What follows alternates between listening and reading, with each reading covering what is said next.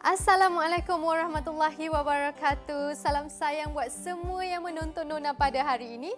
Mira doakan semuanya sentiasa sihat dan positif dalam menjalani kehidupan yang semakin mencabar ini. Wanita hebat. Bolehkah kita menjadi wanita hebat? Siapakah wanita hebat itu? Dekorasi tema monokrom, paduan warna putih dan hitam dengan hiasan ringkas namun tetap eksklusif. Aida Gamuda Gardens berkongsi pengalaman mengubah suai kediamannya. Meninjau lokasi percutian menarik di Switzerland, suasana lanskap muka buminya yang indah pasti memukau pandangan. Puteri Aisyah pernah dijangkiti virus COVID. Kini dia aktif menjadi sukarelawan di pusat pemberian vaksin. Mendekati penyanyi bersuara merdu bak buluh perindu, Salamia Hassan yang popular dengan lagu Menghitung Hari dan Surat Terakhir.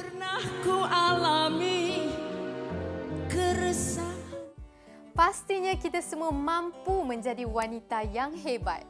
Wanita yang hebat bukan kerana dia cantik, bukan kerana dia berharta dan juga bukan kerana dia masyhur. Tetapi wanita yang hebat ini adalah kerana kejadiannya yang istimewa. Begitulah hebatnya wanita. Tangan yang menghayun buaian juga mampu menggoncangkan dunia. Maka jadilah wanita yang hebat dan istimewa. Tak lama lagi negara kita akan menyambut Hari Kebangsaan yang ke-64. Ramai yang teruja membuat pelbagai kelainan sebagai tanda cintakan negara. Dunia fashion juga tidak terkecuali. Ryan Raisya Couture kali ini menyediakan fashion merdeka khas buat kanak-kanak. Semangat patriotik anak-anak inilah yang cuba diterapkan dalam rekaannya yang kreatif dan unik. Sayang anak Malaysia. Raihana Anwar atau lebih mesra disapa Hana adalah seorang suri rumah yang menjana pendapatan dengan menjahit. Dia melakukan kerja-kerja menjahit di rumahnya yang terletak di Pulau Pinang. Saya mula menjahit baju merdeka ni daripada tahun 2018 sebab saya suka tengok ramai budak-budak yang pakai baju tema merdeka. Tapi disebabkan time tu majoriti tailor-tailor guna bendera untuk jahit baju kan. So saya create something yang new supaya kita tak payah potong bendera, kita jahit terus. Saya buat macam-macam tema, tradisional, moden ataupun satu Malaysia. Satu Malaysia maksudnya contoh macam baju kurta India, cheongsam. Kalau klasik, biasanya kurung ataupun kebaya. Sebab saya suka kanak-kanak pakai baju yang ceria, comel, tambah gaun yang kembang-kembang kan. So, saya memang suka sangat. Dewasa ada juga, tapi disebabkan saya memilih untuk buat banyak-banyak, jadi kanak-kanak lebih banyak permintaan daripada parents. So, kita buatlah banyak-banyak untuk kanak-kanak. Pemegang ijazah sarjana muda pengurusan sistem pejabat ini mula belajar menjahit sejak 2015 dan terus mengorak langkah menjadikan minatnya itu sebagai kerjaya sampingan. Hana puas dengan hasil kerjanya dan berharap ianya dapat menyemai semangat kemerdekaan selain memupuk rasa kecintaan terhadap negara pada anak-anak kecil. Semestinya baju ni limited edition lah sebab saya seorang yang ada kan. Lepas tu corak dia sangat menarik, ceria, sangat sesuai untuk kanak-kanak. Hujan emas di negeri orang, hujan batu di negeri kita, walaupun cantik. Saya bagi kepada dua, maksudnya satu untuk custom made dan satu ready stock. Ready stock ni ada size chart. Customer akan pilih size chart yang ada. So, sometimes kalau ada masa yang panjang, saya akan buat ready stock. Customer pilih je. So, kita akan post melalui size yang dah dipilih. Koleksi baju ini dijual dalam pelbagai saiz serta corak dan harganya dalam lingkungan RM40 hingga RM100 ke atas. Pelanggan juga boleh memilih jenis kain yang sesuai mengikut minat masing-masing. Hana mula menerima tempahan menjahit baju merdekanya seawal bulan Mei sehinggalah ke bulan September. Material yang ada, saya ada guna cotton viscose. Yang ni batik cantik. Batik cantik ni maksudnya batik yang kita lukis tangan. Okey, saya sketch kat atas kertas, saya hantar dekat pelukis cantik, kemudian mereka akan start lukis balik lah apa yang dah saya buat. Kemudian ada juga yang saya lukis di digital. Saya hantar ke kilang untuk print. Kemudian kita guna Como Crepe, Dal Satin, dan yang plain standard cotton, mix cotton with mix cotton. Yang tu juga saya guna.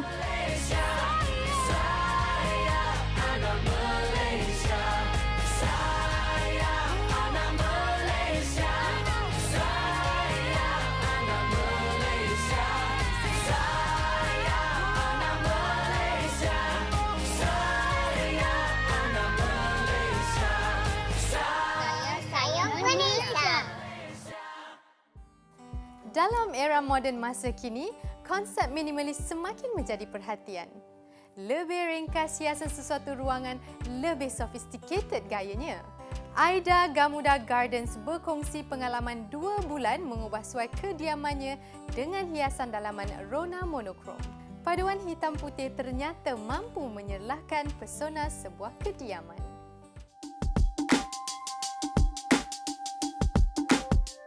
Mengubah suai serta menghias ruang kediaman dengan tema dan konsep yang diminati pastinya memberi keseronokan buat pemiliknya. Lebih istimewa, kesemua proses pengubahsuaian rumah dilakukan sendiri tanpa menggunakan sebarang khidmat daripada pereka dalaman. Actually, kami dah plan untuk renovate sendiri selama hampir 2 tahun yang lepas. Jadi, dari 2 tahun yang lepas kami dah mula cari kontraktor yang sesuai, cari idea-idea yang sesuai untuk rumah kami dan finalize semua detail-detail supaya bila dapat kunci, kami boleh terus mula untuk buat renovation. Memulakan projek pengubahsuaian rumahnya pada tahun 2020, perancangan dan strategi yang mantap amat penting supaya dapat mencapai hasil yang memuaskan. Duration untuk renovate tu hanya memakan masa 7 minggu sahaja sebab kita dah ada idea yang detail serta konsep-konsep yang tertentu yang kita nak. Memilih tema putih dan hitam, ruang kediaman yang berkonsepkan monokrom pastinya mempunyai kelebihannya yang tersendiri. Kami memilih tema hitam dan putih sebab putih tu nampak ruang lebih lapang, lebih selesa dan hitam tu menambahkan kontras kepada color putih jadi dia menaikkan seri ruang tu sendiri. Dari segi susunan perabot, kami lebih kepada selesa, praktikal. Warna pun memainkan peranan. Jadi kalau macam ruang tu kita nak warna putih, kita lengkapkan dengan sofa putih. Jadi kalau ruang makan, kita hiaskan dengan warna hitam, yang warna yang bersesuaian. Penataan perabot dengan pilihan warna yang bersesuaian juga amat penting supaya ruang tidak kelihatan terlalu sarat sesuai buat mereka yang inginkan gaya minimalis. Memang penggunaan warna hitam dan putih ni saya dapat idea daripada kebanyakannya rumah-rumah di luar negara lah. Sebab actually konsep macam ni agak jarang ditemui dalam Malaysia sebab tak ramai suka atau pandai bermain dengan warna hitam dan putih. Especially warna hitam. Proses pengubahsuaian tanpa khidmat profesional ini juga pasti ada risikonya. Justru pemantauan yang rapi amat dititikberatkan bagi mengelakkan daripada sebarang kesilapan. Memang kalau nak renovate rumah sendiri banyak risikonya. Antaranya idea kita selalu bercanggahlah dengan kontraktor sebab kontraktor bukan seperti ID dan di samping tu kita perlu lebih mengambil bahagian dalam menentukan bahan-bahan apa yang kita nak gunakan untuk rumah kita. Ibu kepada 2 orang anak ini akui dengan menggunakan idea dan mencari kontraktor sendiri boleh menjimatkan kos menyiapkan rumah idaman mereka yang berkeluasan 2,300 kaki persegi ini. Bila kita design sendiri ni, kita ada rasa satisfaction dan dapat juga cut cost lah. Lebih separuh daripada kos yang kami belanja ni. Kalau tak, kena bayar pada ID. Jadi banyaklah yang kami dapat jimat. Selain daripada bertukar-tukar pendapat bersama suami, pelbagai platform internet juga digunakan sebaiknya untuk dijadikan inspirasi dalam menghias rumah. Pada saya, kalau kita nak mula untuk renovate rumah atau menghias rumah, cari satu elemen yang kita boleh guna pakai untuk setiap ruang dalam rumah ataupun at least ruang yang besar dalam rumah, seperti macam untuk rumah saya banyak gunakan glass panel berwarna hitam. Jadi saya gunakan konsep tu di dalam dapur, di dalam laundry area, di dalam bilik tidur. Jadi dia akan nampak konsisten. Selain mempunyai banyak masa terluang bersama keluarga, musim pandemik ini juga dihabiskan dengan melakukan pelbagai aktiviti bacaan atau kajian yang bermanfaat. Pada nasihat saya, since kita pun tengah dalam fasa PKP, kita ada banyak masa terluang. Kalau kita boleh tambahkan lagi ilmu-ilmu, pengetahuan dalam design, dalam renovate rumah, pun sama sekali akan membantu kita untuk renovate rumah pada masa akan datang. Mempunyai ruang kediaman dengan rekaan dalaman yang kemas dan cantik boleh memberi satu kepuasan di samping menyuntik rasa tenang dan selesa ketika berada di rumah bersama yang tersayang. Nona zaman sekarang bukanlah calon-calon orang. Nona zaman sekarang bukanlah calon-calon orang. Pelakon Puteri Aisyah yang menjalani penggambaran di Inverness, Scotland, antara 6 daripada 18 warga kerja produksi yang disahkan positif COVID-19 selepas pulang ke tanah air. Dia dijangkiti virus berbahaya itu walaupun tidak bergejala. Kini, atas kesedaran sendiri, Puteri Aisyah dan rakan selebriti yang lain aktif menjadi sukarelawan di pusat pemberian vaksin.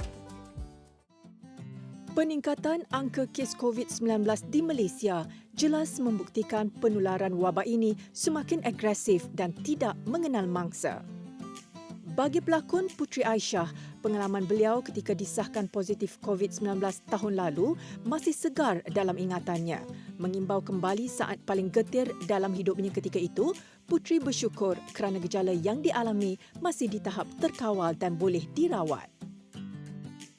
Bila Puteri dapat call daripada hospital cakap okey, cik positif, cik kena call KKM lah apalah. So Puteri jadi blur tahu kat situ, takut sangat-sangat sebab masa tu Puteri tak tahu pasal COVID. Lepas tu pula kita punya first MCO kan memang semua orang tak dibenarkan keluar langsung, memang semua kena duduk dalam rumah. So lagilah buat Puteri takut time tu. Memang Puteri nangis lah the whole day and then Puteri nak pergi hospital.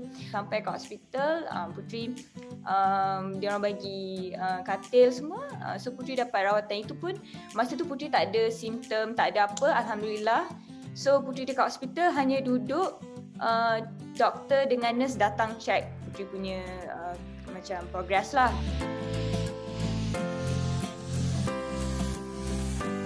Tapi masa tu Puteri, diorang kata Puteri stage 3, which is Puteri kena duduk, memang kena nurse kena datang lah, macam tu. Sampailah 12 hari dekat hospital, lepas tu Puteri discharge dan boleh balik. Masa tu Puteri tak nak bagi tahu mak Puteri sebab Puteri tak nak bagi tahu family lah, tak nak bagi dia risau. Tapi sebabkan dah tular kan, Puteri masuk hospital semua. So macam sebelum dia call Puteri, better Puteri call parents Puteri call bagi tahu adik-beradik, bagi tahu mak. Tapi yang penting mak Puteri lah sebab memang Puteri rapat dengan dia, Puteri call lah. Dan dia macam risau sangat-sangat sebab masa tu dia pun tak boleh nak rentas negeri, dia pun tak boleh datang jumpa jaga. And then dia cakap dia tak boleh jaga Puteri lah apa. So macam sedih lah dekat situ. Memang masa tu Puteri macam down sangat sebab tak ada orang datang macam comfort Puteri. Walaupun orang interact dengan Puteri melalui phone, video call, tapi Puteri still rasa macam Puteri nak orang depan-depan comfort Puteri tau. Dia rasa lain tau. Masa tu Puteri rasa macam dah lah kena quarantine, lepas tu kena masuk hospital, quarantine lagi. So macam dalam sebulan tu Puteri memang tak jumpa siapa-siapa pun kecuali nurse dengan doktor, dengan kawan-kawan kat ward tu lah. Apa yang pengajaran yang Puteri dapat adalah Puteri kena hargai masa dengan family, hargai masa dengan kawan-kawan. Sebab sebelum ni Putri macam kerja je, tak pergi, macam tak, jarang kita, ada je masa, tapi kalaulah boleh macam back to normal balik nanti, Putri memang nak sangat spend time dengan kawan-kawan, dengan family, sebab benda tu kita tak dapat. Macam Putri sekarang, Putri duduk sorang-sorang kat rumah, so Putri macam macam kita tak keluar, tak jumpa orang, rasa macam tak, family pun kita bercakap melalui phone. So bila jadi macam ni, Putri rasa macam misalnya lah tak macam spend time macam tu lah dengan family, kawan-kawan macam tu. Meskipun masih trauma dan sentiasa dalam keadaan berjaga-jaga, Putri nekat untuk menyahut seruan pihak Kementerian Kesihatan Malaysia agar lebih ramai tampil sebagai sukarelawan di pusat pemberian vaksin seluruh negara. Selain membantu para petugas barisan hadapan, Putri percaya kehadirannya bersama rakan artis yang lain mampu memberi inspirasi dan semangat kepada orang ramai untuk mengambil vaksin. Putri takut je, tapi niat Putri memang Putri nak tolong, sebab Putri kalau boleh Putri nak lajukan proses diorang. Putri nak orang betul-betul datang vaksin, sebab Putri dengar kawan Putri punya PPP tu ada yang orang kadang-kadang orang tak datang. So macam vaksin tu macam kadang-kadang kan tak membazir lah. So Putri fikir mungkin dengan Putri ada kat situ ataupun ada artis lain, influencer yang ada kat situ, mungkin orang nak datang untuk ambil vaksin. Kadang-kadang ada yang DM tanya, ada lagi tak tarikh-tarikh macam ni sebab saya nak datang vaksin. Kadang-kadang ada yang macam tu tau, tapi Putri macam okey, maksudnya betul lah, diorang penerimaan diorang sangat baik, so diorang okey Putri jadi sukarelawan. Mungkin yang kecam tu dia tak tahu apa yang jadi dekat situation kita orang kat situ tau, kat dalam PBB tu. Mana ada kita orang datang situ posing je, penat kot nak posing je kan. Kita kat sana pun memang kadang-kadang memang jaga. Macam Putri sendiri kadang-kadang kita berdiri lebih daripada 2-3 jam hanya untuk asyik orang masuk. Kita kena line upkan diorang, kita kena susun diorang masuk dekat bilik nombor berapa semua. Lepas tu Putri ada yang jaga, kena key in data. So benda tu mana sempat nak ambil gambar. Mungkin bila tengah break tu kita ambil gambar, tapi itu time break saja. So mungkin orang tak faham benda tu, orang salah faham. Macam mungkin orang fikir dia ni datang nak ambil gambar je. Mana ada, kita bekerja, orang tak tengok kot, dia tak perasan. Harapan Putri lagi satu untuk seluruh rakyat Malaysia bersatu. Kita tolong each other. Kita jangan blame each other. Kita kena bersatu. Kita kena bantu negara kita untuk back to normal again, and jalankan tanggungjawab kita. Ambil vaksin, stay safe, pakai mask. Kalau yang kena quarantine tu, kita quarantine. Jangan nak merayau, jangan nak buat benda-benda yang salah macam tu. Kalau tak, nanti kita tak boleh nak back to normal lagi. So yeah.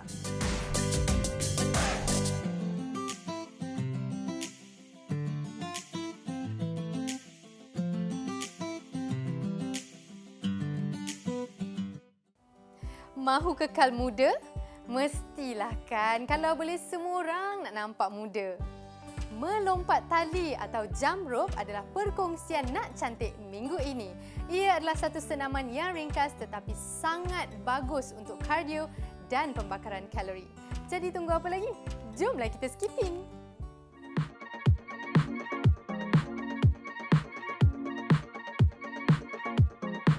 Saya Suzy, berusia 44 tahun dan bekerja sebagai seorang guru di SMK Perempuan Bandaraya Kuala Lumpur.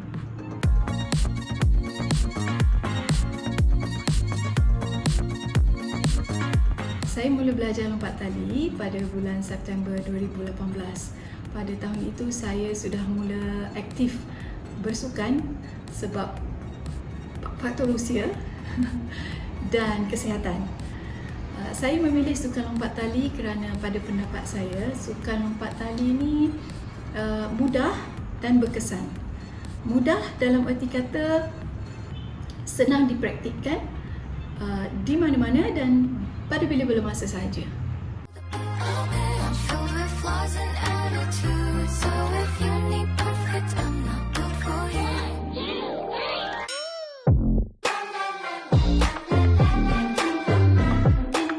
Seterusnya, jom saya kongsikan beberapa asas lompatan dan kemahiran lompat tali. Jom.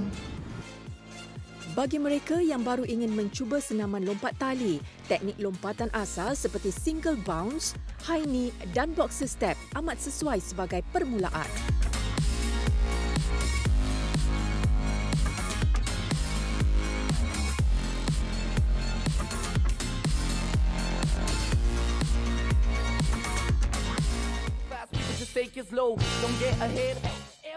Boxer step atau langkah peninju boleh dimulakan dengan latihan posisi kaki seperti ini tanpa menggunakan tali terlebih dahulu.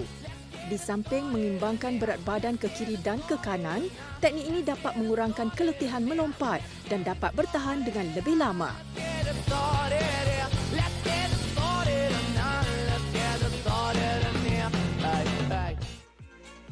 Setelah anda mahir asas lompatan tadi, terdapat beberapa lagi kemahiran melompat yang lebih sukar seperti cross, side swing, swing to cross, mamba dan banyak lagi.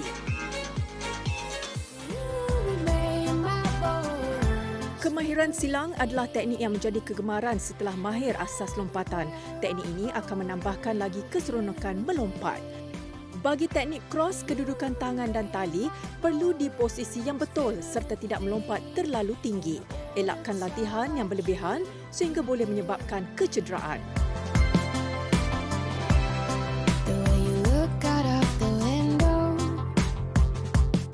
Pada pendapat saya, ini yang paling susah sebab bila kita bersemangat untuk mempelajari satu kemahiran yang baru, kita akan rasa teruja dan tanpa kita sedar, kita melakukan sesuatu itu berlebihan sehingga memudaratkan diri. Pastikan anda berlatih 15 minit sahaja sehari selama 2 minggu yang pertama. Kemudian, minggu berikutnya anda boleh tambah masa sedikit demi sedikit.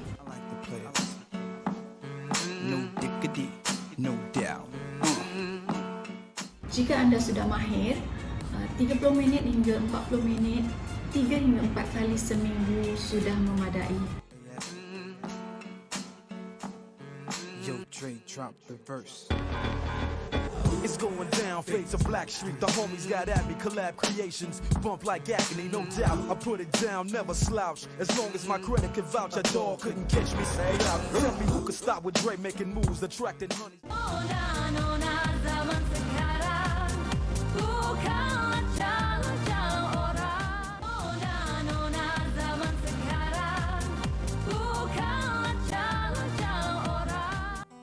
Diam tak diam, kita telah melalui lebih 40 minggu PDPR sejak ia diperkenalkan 23 Mac tahun lalu. Kita sering mendengar kisah dan keluhan mereka yang kurang berkemampuan menyediakan kemudahan dek kekurangan sumber dan peranti. Ibu kepada 3 orang anak, Azrina Anwar, telah mengambil inisiatif mewujudkan laman sesawang Directory Pendidikan Digital secara percuma bagi kemudahan para pelajar.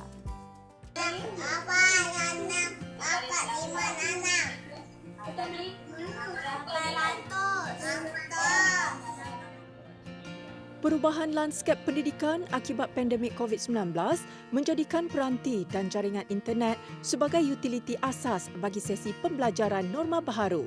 Meskipun pendidikan digital adalah pilihan terbaik buat masa ini, namun ia mungkin merisikokan golongan kurang berkemampuan. Saya ni bukanlah dari warga pendidik, so and anak-anak saya pun semua masih dalam prasekolah. So idea ni sebenarnya tercetus bila saya berdiskus, berborak dengan rakan-rakan yang rata-ratanya merupakan guru di sekolah rendah dan sekolah menengah. They were sharing with me masalah-masalah, kesulitan yang dihadapi oleh not just para guru but also kanak-kanak ataupun adik-adik di sekolah lah. So masalah COVID ni adalah masalah yang dialami di seluruh dunia kan. Jadi saya ingatlah saya ada banyak negara-negara kan. Saya list down semua negara baik US, baik Argentina, China, India and all that. And apa yang mereka buat. Jadi kebanyakan negara saya tengok dia ada satu what they call as a pit stop untuk education. Semua orang akan mendapat akses yang sama rata, yang maksimum.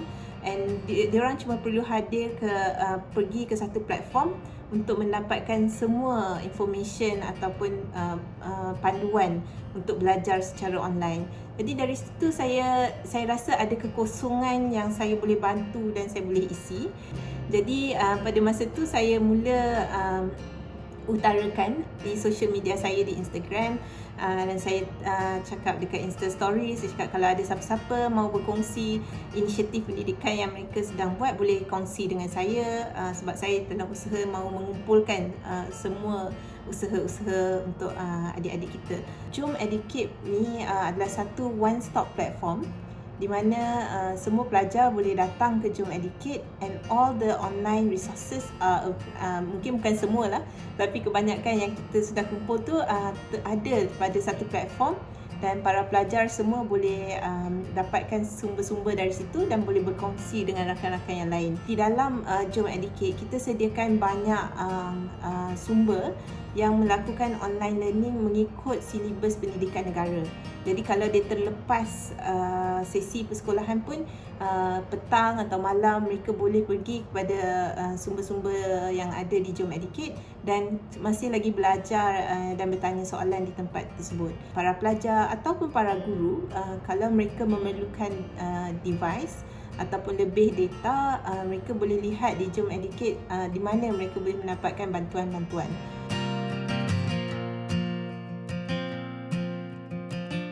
Selain memberi maklumat mengenai inisiatif pembelajaran digital dan khidmat bantuan berkaitan, laman sesawang Jom Educate juga turut menawarkan bantuan kesihatan mental khusus untuk kanak-kanak dan remaja secara percuma.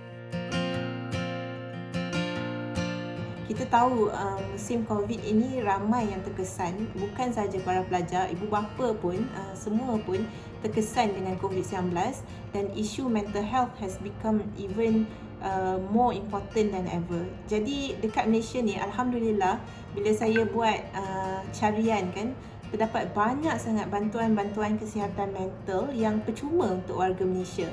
Jadi dia ada 3 choices. Kita boleh pilih dari Jom Educate, sama ada you nak counselling secara fizikal, bertemu mata, ataupun you nak counselling secara talian, telefon, ataupun counselling help secara application, so mobile apps.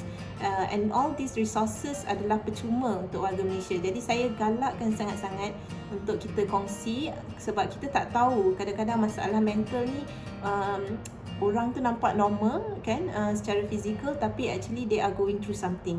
Dan yang terakhir sekali, kita buat satu tab, kita panggil Be a Change Maker. Kita galakkan sesiapa yang berkunjung, sama ada mereka boleh donate atau mereka boleh volunteer sebagai sukarelawan untuk sama-sama dengan NGO ini untuk berusaha dalam menambah baik pendidikan negara. Jom Educate mungkin bermula daripada inspirasi seorang ibu. Namun, ia adalah milik seluruh rakyat Malaysia yang mahukan pendidikan berkualiti dan berterusan dalam norma baharu.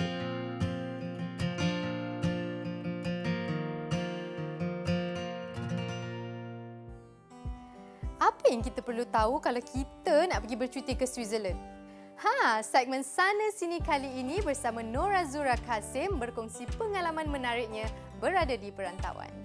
Berasal dari Pulau Pinang, ibu muda ini sudah 2 tahun menetap di Gabbenstoff kerana mengikut suaminya bekerja. Switzerland digambarkan sebagai lokasi percutian ala syurga dunia. Betul ke?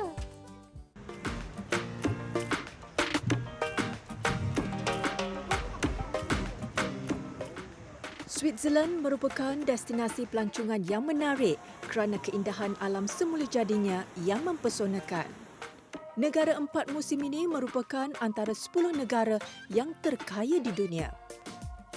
Menetap di Gabbenstoff, Switzerland, 30 minit perjalanan dari bandar Zurich, Nur Azura Kasim, ibu kepada 3 cahaya mata ini, amat teruja apabila berpindah ke sini. Perbezaan yang paling ketara lah dengan negara Eropah yang lain ialah dia punya ketenangan dia tu memang lain. Kalau kita keluar memang tak ada, macam tenang je suasana. Kadang-kadang ada orang yang cakap, ada kalau kita tengok review orang daripada luar, orang Europe daripada luar, dia akan cakap Switzerland ni adalah satu negara yang membosankan bagi mereka lah. Tapi bagi saya, mungkin sebab saya ni dah berumur sikit, memang saya rasa tenang tu memang mendamaikan lah dekat sini. Musim yang paling saya suka ialah musim bunga. Sebab musim bunga tu cuaca dia tak panas sangat dan tak sejuk sangat. Memang sesuai untuk hiking, untuk piknik. Memang pemandangan pun cantik. Pertama yang saya paling suka ibu negara Switzerland lah, iaitu Bern. Sebab di situ memang cantik. Situ juga ialah tapak, kalau tak silap saya, ialah salah satu kota warisan UNESCO. Memang kota lama dia tu memang amat unik dan cantik. Lepas tu ada di Switzerland dia memang terkenal dengan dia punya clock tower. Merata-rata memang ada clock tower, memang cantik-cantik. Di situ dekat Bern tu terdapat salah satu clock tower yang paling unik lah dekat Switzerland. Lepas tu sungai dia memang mendamaikan lah, orang cakap. Kalau pergi memang mesti nak ambil gambar cantik-cantik dekat situ.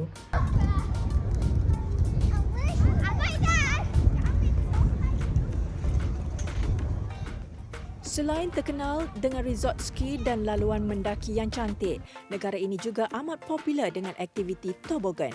Toboggan merupakan aktiviti menuruni bukit dengan kelajuan yang tinggi menggunakan tempat duduk kayu khas.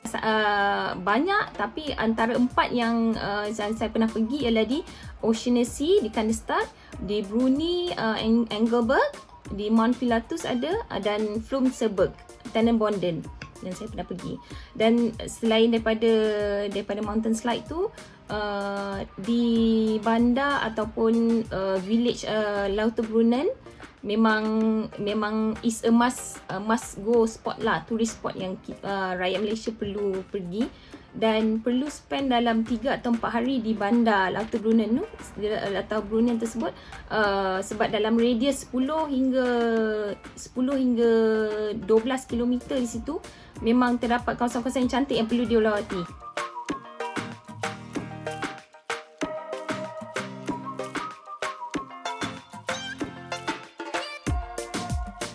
Menjadi pusat kewangan, kebudayaan dan pelancongan yang penting di Eropah, Switzerland menyajikan keindahan gunung ganang dan lembah yang amat menakjubkan. Selain suasana kampungnya yang mendamaikan, bangunan bersejarah yang masih kekal terjaga juga menjadi antara tarikan utama pengunjung. Gabungan masyarakat Swiss, Itali, Perancis dan Jerman adalah satu lagi keunikan bagi Switzerland. Makanan halal sebenarnya amat mudah didapati, sangat mudah sebenarnya, terutamanya di bandar-bandar ataupun pekan-pekan lah. Dan bahan masakan halal pun macam seperti daging dan ayam pun mudah didapati.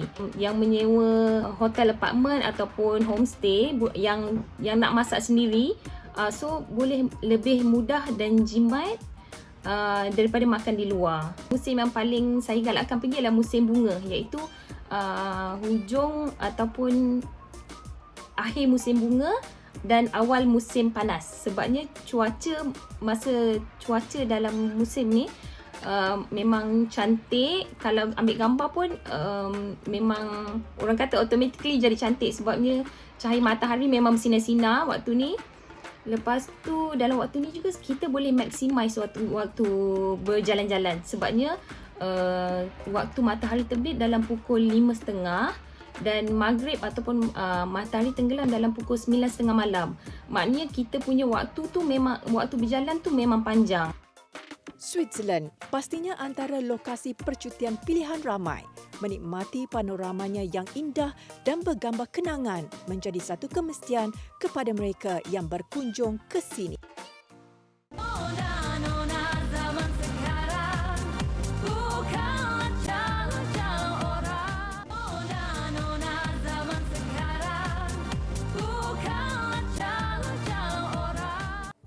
Penyanyi hebat Salamia Hassan, juga ibu kepada Atilia, masih aktif menyanyi walaupun usianya kini mencecah 70 tahun. bersuara merdu bak buluh perindu dengan lagunya menghitung hari, gelombang dan surat terakhir meruntun jiwa setiap pendengar.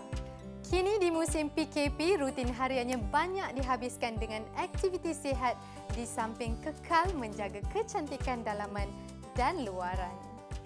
Oh Tuhanku,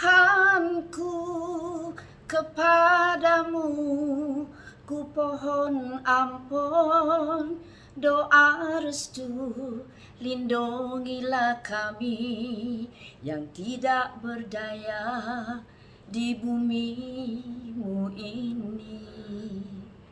Saya Salamia Hassan, tuntunilah saya di Nona pada minggu ini. Hari demi hari beritaku terima, kata Pernah menyertai pertandingan bakat TV 1971, Salamia Hassan atau lebih mesra disapa Mama tidak menyangka bakat nyanyiannya mampu menarik perhatian komposer popular Datuk Seri Dr. Ahmad Nawab sekaligus melonjakkan nama beliau di persada seni tanah air. Sebenarnya Mama suka nyanyi. Tak nak pun kalau boleh menyanyi itu tak nak jadi popular lah, just nak nyanyi saja sebab saya suka nyanyi. Tapi dengan lagu Surat Terakhir orang kenal Mama. Kalau masa Mama mula-mula menyanyi tu, kalau macam orang tak bayar pun Mama nyanyi. Suka nyanyi, orang kahwin dapat RM5, happy. Masuk bakat TV tu pun coincident, my sister-in-law yang ambil form tu dia isikan. Dia kata you should go and sing, you should try. So pergilah suka-suka, dapat tak dapat tak apa, asalkan dapat nyanyi. Tapi dapat pula masuk final, dapat pula buat album. Tu orang kenal. Tapi to me, I am just a singer. Just like everybody sekarang, everybody can sing. So like everyone else, I'm just a singer.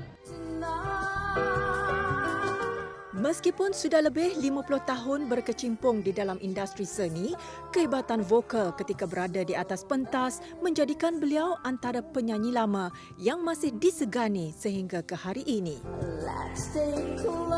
Perasaan masa atas stage tu ajalah, masa atas stage tu aja kita menyanyi. Bila kita menyanyi orang dengar kita, orang diam, perasaan tu dia pun dengar lah aku nyanyi. Tapi lepas turun stage tu dah macam biasa balik dah. Atas stage ini kerja aku, this is my job. Aku kena pakai cantik-cantik. Aku kena nyanyi dengan bagus. Aku kena nyanyi untuk orang yang dekat depan tu. Tak pernah yang aku naik atas stage aku diva, tak ada. Never feel like that. I naik stage kalau lagu sedih, I sedih. Naik stage kalau lagu happy, Mama happy. So untuk Mama ialah untuk menghibur orang yang mendengar. Menjadikan Datin Paduka Julie Sudiro sebagai idola dan guru nyanyian di awal kemunculannya, pelbagai kenangan pahit dan manis telah dilalui beliau sepanjang bergelar anak seni. Dia seorang penyanyi jazz yang bagus. Mana masa Mama masuk bakat TV, lepas tu dia nyanyi dekat one of the clubs. Bila dia nak off holiday pergi balik Singapore, Mama ganti dia. Dari situlah Mama belajar dengan dia. Mama tak pergi sekolah belajar menyanyi, so belajar dengan Kak Julie. Sampai sekarang ni I keep in touch with her. Kalau Kak Julie menonton, I miss you Kak Julie very much. Mempunyai 8 orang adik-beradik, bakat nyanyian beliau sebenarnya diperoleh daripada arwah ibunya. Mama juga tidak menyangka darah seninya turut diwarisi oleh anak perempuannya, Atilia Harun. Semua boleh nyanyi. Tapi yang menonjol, yang really taking it as a professional singer, adik saya, Hadi Hassan dengan Kefri mengganti the main singer, and dengan saya. Dan Atilia mungkin dia dapat daripada my mother lah. From my mother and then from me. Selain sentiasa mengamal rutin gaya hidup sihat seperti bersenam dan pengambilan makanan yang berkhasiat, penjagaan kulit juga amat dititik beratkan meskipun sudah memasuki usia 70-an. Kan kita kena kurung. Mama jarang pergi spa. Memang Mama buat sendiri je semua kat rumah. So, bukanlah Mama nak cakap Mama ni cantik ke apa ke tak. Tapi budak-budak muda, young people will always say, cakap, Mama, kenapa Mama punya kulit selalu soft and smooth. Cakap aku pakai kopi lah, aku buat sendiri. So that's why, and I come up with a scrub and it will be in the market soon. Nama scrub tu Anya Naturals. Ni ada kat dalam container. Green and blue. Coffee body scrub. So watch out. I hope you all support. Inilah bisnes yang Mama nak buat sekarang. Well, kata-kata semangat Mama untuk anak-anak muda ni, kita kena bersabar. Ya. Nasib kita, masa depan kita, hidup, mati, semua Allah saja yang tahu. Jadi kita kena jaga diri kita baik-baik. Kita kena sayang orang-orang. Masa ni lah, Mama harap you all know, can understand what is the feeling like jauh daripada mak bapak, rindu mak bapak. Don't sweat small stuff. It's only small stuff. Jangan, positive. Think positive. Mama nak mengucapkan ribuan terima kasih kerana masih nak dengar suara Mama, masih. Kerana Mama nak terima kasih pada TV3 also kerana mengundang Mama, memberi apa yang terpendam di dalam hati Mama selama ini. Thank you so much. Melewati beberapa dekad memeriahkan dunia seni dengan genre muzik tersendiri, bintang ini ingin semua rakyat Malaysia kekal mematuhi saranan kerajaan dan berharap pandemik segera berakhir. Terima kasih kerana sudi setia bersama kami hingga akhir siaran. Teruskan layari laman Facebook dan Instagram kami di TV3 Nona. Untuk sebarang komen dan pendapat, anda boleh terus email ke nonatv3@gmail.com. Jangan lupa temu janji kita di hari dan waktu yang sama di minggu hadapan. Okey? Selamat beristirahat. Assalamualaikum. Bye.